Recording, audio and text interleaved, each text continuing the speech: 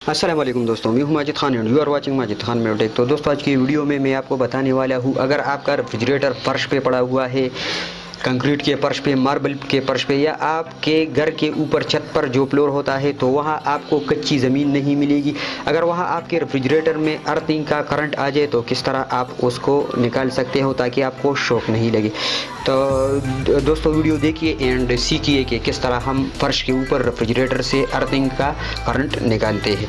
तो दोस्तों बाकी तरीका सेम है, बस आपने थोड़ी सी एक कोयल बनानी होगी जिससे फिर आपका रेफ्रिजरेटर जो अर्थ करंट पैदा करेगा वो ख़त्म हो जाएगा। तो तरीका बहुत आसान है, बाकी तरीका वैसा सेम है। आपने अपने रेफ्रिजरेटर के किसी एक पेच को खोलना है और उसके साथ इस तरह वायर कनेक्ट करनी है और फिर उस पेच को अच्छी तरीके से टाइट करना है।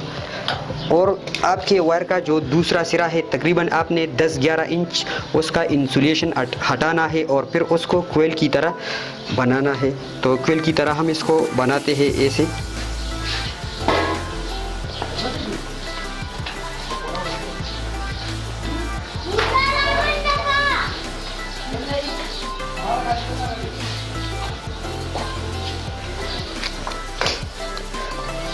तो दोस्तों ये बन गया हमारा कॉइल।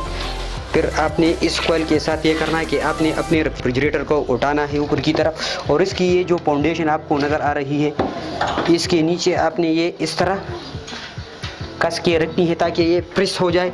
और प्रेस करने के बाद आपने इस पे थोड़ा सा पानी डालना है इस तरह, बस आपका काम ख़त्म।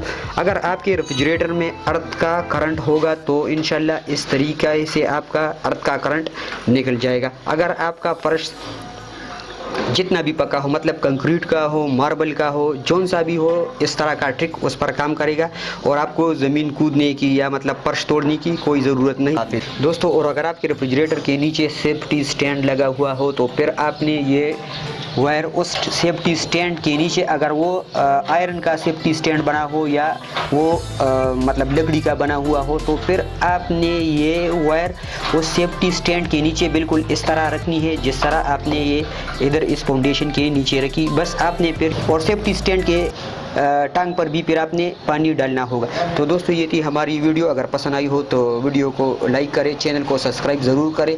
इंशाल्लाह नेक्स्ट वीडियो में मिलेंगे, तब तक के लिए अल्लाह हाफ़िज़।